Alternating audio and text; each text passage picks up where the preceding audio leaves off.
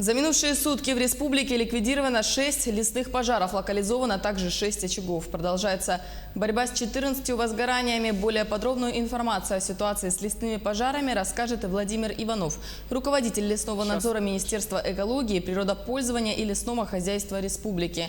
Владимир, здравствуйте. Где зафиксирована наибольшая площадь возгорания? Здравствуйте. На сегодняшний день зафиксировано наибольшее количество пожаров. Это в Сунтарском районе, Нюрбинском и в Усть-Алданском районе зафиксировано. В Сунтарском 5 пожаров, в Нюрбинском 4 и в Усть-Алданском 2. Сколько человек и единиц техники задействованы в тушении пожаров? Так, в настоящее время на тушение лесных пожаров задействовано 687 человек и 60 единиц техники и 3 воздушных судна на авиапатрулировании.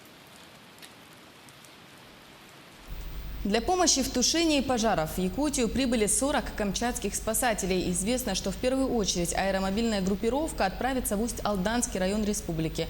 Расскажите подробнее об этом. Так, действительно, 40 работников МЧС прибыли в город Якутск.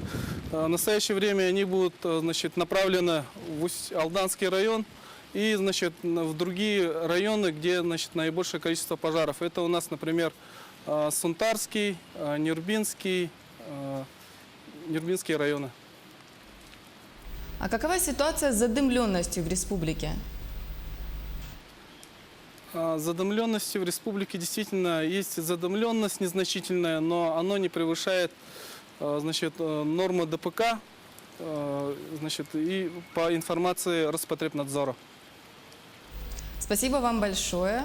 О ситуации с лесными пожарами на территории Якутии нам рассказал Владимир Иванов, руководитель лесного надзора Министерства экологии, природопользования и лесного хозяйства республики. Напомню, ежедневно в 18:15 в прямом эфире на телеканале Якутия-24 мы рассказываем об актуальной сводке по пожарам.